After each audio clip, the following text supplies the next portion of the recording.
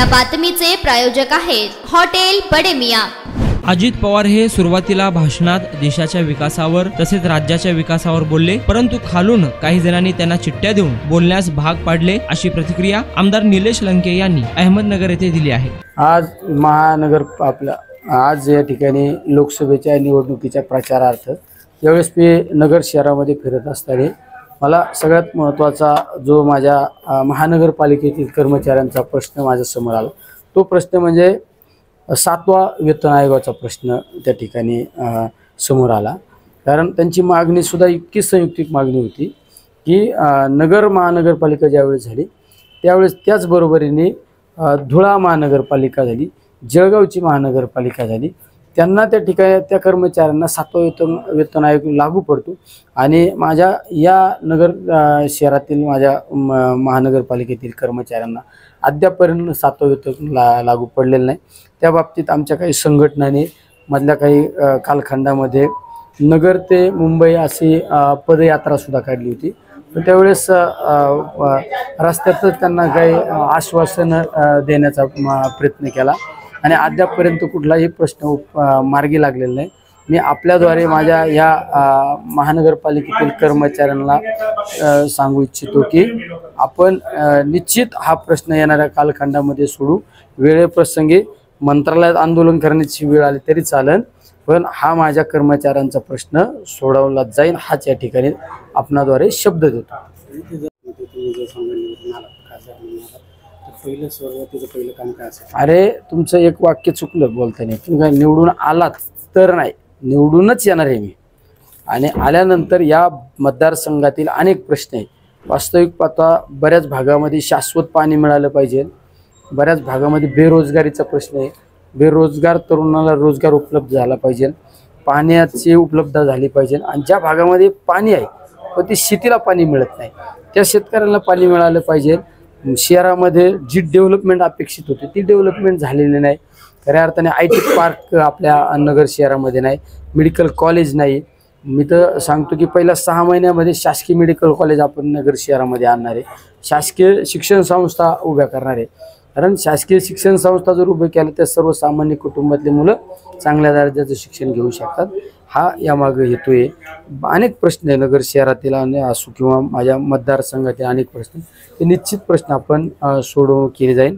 त्याचबरोबरीने शेतकरी कसा सुखी समाधानी होईल, शेतीमालाला कसा जास्तीत जास्त बाजारभाव मिळेल या बाबतीत सुद्धा मी निश्चित प्रयत्न करणार आहे।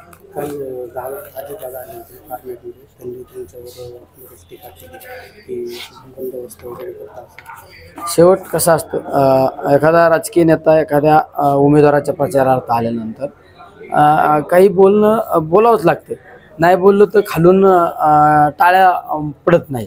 तुम्ही पाहिलं असाल दादा ज्यावेळेस बोलत होता दादांना काही चिठ्ठ्या दिल्या गेल्या, तिथं दादांचा आधी जो भाषणाचा ट्रॅक होता तो ट्रॅक देशाच्या विकासावर बोलले, महाराष्ट्राच्या विकासावर बोलत होते, पण व्यक्तिगत स्वरूपाचे पण काही असतात लोक का त्यांनी दादांना चिठ्ठ्या देऊन ते बोलणं भाग पाडले, तर ठीक आहे, ते जरी काय बोलले असेल, काय बोलले नाही बोलले, त्यांचा माझ्यावर अधिकार आहे, माझा पण त्यांच्यावर अधिकार आहे। 13 तारखेनंतर आम्ही एकमेकाला भेटल्यानंतर चर्चा करू।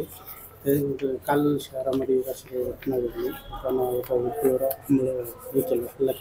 त्याच्यात तुमच्या कार्यकर्त्यांचं नाव येतं असं? अहो साहेब, समोरच्या उमेदवाराला पराभव हा मान्य केलेला आहे, पराभव मान्य केला म्हणून तुम्ही पहा वेगवेगळ्या घटनांशी आमचा काहीच संबंध नाही। काल मला रात्री आपल्याच काही पत्रकार बांधवांनी मला एक व्हिडिओ दाखवला, तो माणूस सुद्धा आम्ही ओळखीत नाही आणि त्याला कोणी मारहाण केली ती माहीत नाही, फक्त निलेश लंकेचं नाव घेऊन निलेश लंकेला काय कुठल्या पद्धतीने बदनाम करता येतो का हा प्रयत्न केला जातो। मध्ये नालेगावमध्ये हा प्रकार झाला, काही हे उद्योग कोण करतं, ज्याला राजकारणामध्ये पराभव दिसतो ना तो माणूसच अशा पद्धतीने चुकीच्या पद्धतीने काय आपल्याला काय आधार मिळेल का काही चुकीच्या गोष्टी केल्यानंतर, पण जनता एवढी आता भोळी राहिलेली नाही, सर्वसामान्य जनता ही एकदम त्यांना सर्व गोष्टी कळतात। म्हणजे चुकी काल त्या ज्या माणसाची बाईट तुम्ही बाईट पाहिली असेल त्याचं बोलणं सुद्धा बघितलं, एकदम नॉर्मल अवस्थेत झोपलेला होता, जसं शिकवलेलं होतं। अशा पद्धतीने राजकारण होत नसतं, त्यामुळे समोरच्या उमेदवाराला पराभवाला सामोरच जावं लागणार आहे। आजचं दौऱ्याचं काय नियोजन? आज कोण कोण येतील?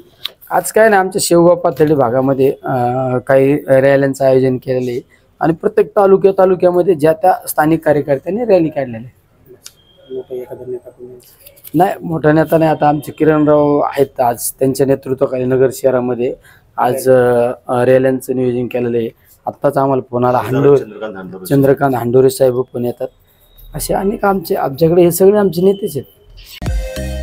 मटन, चिकन आणि बीफ साठी प्रसिद्ध असलेलं सोलापूर शहरातील विजापूर वेस्ट येथील प्रसिद्ध हॉटेल बडे मियां.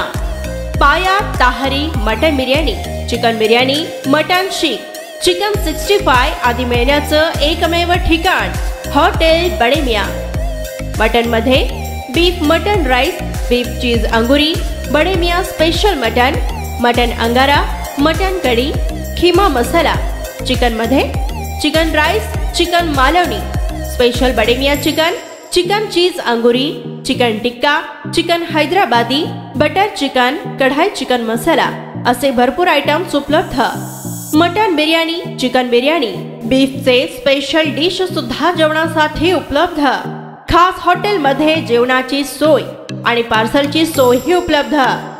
स्वस्त आणि मस्त जेवण मिळण्याचं विजापूर वेस्ट येथील एकमेव ठिकाण हॉटेल बडे मियां. आमचा पत्ता हॉटेल बडे मियां, विजापूर वेस्ट, सोलापूर.